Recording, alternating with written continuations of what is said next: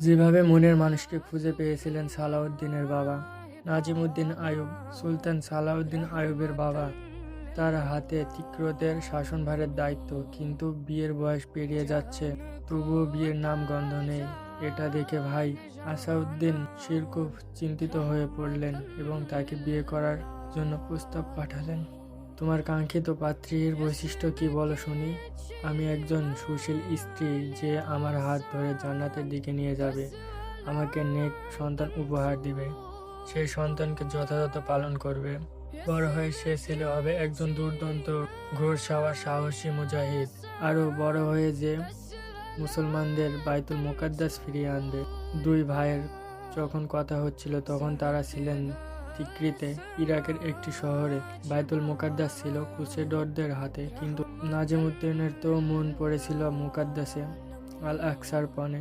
এমনকি বিয়েটা পর্যন্ত স্বপ্নে জড়িয়ে ফেলেছিলেন। আসাউদ্দিন ভাইয়ের কথা আশ্বস্ত হতে পারলেন না। তুমি যেমন কনের আশায় বসে আছো, তেমনটা পাবে কিনা তোমার ঘোরতর সন্দেহ আছে। যে ইখলাসের সাথে আল্লাহকে সন্তুষ্ট করার জন্য কোনো নিয়ত করে, আল্লাহ তাকে তাই দেন। উক্ত ঘটনা কয়েকদিন পর নাজিমউদ্দিন এক শায়েকের মজলিসে বসে আছেন, কথা বলছেন। এমন সময় এক যুবতী এসে পর্দার আড়াল থেকে শায়েককে সালাম দিলেন। শায়েক সালামের উত্তর দিয়ে বললেন, তোমার জন্য যে পাত্রটা পাঠিয়েছিলাম তাকে ফিরিয়ে দিলে কেন? সে কম কিসে? আপনার পাঠানো পাত্র জ্ঞানে গরিমায় কোনো অংশেই ফেলনা নয়, রূপে গুণে পদে অর্থেও বাছার মতো নয়। তাহলে ফিরিয়ে দিলে যে? শায়েক, এই পাত্রের মধ্যে আমার কাঙ্ক্ষিত বৈশিষ্ট্য নাই। তুমি কেমন পাত্র চাও?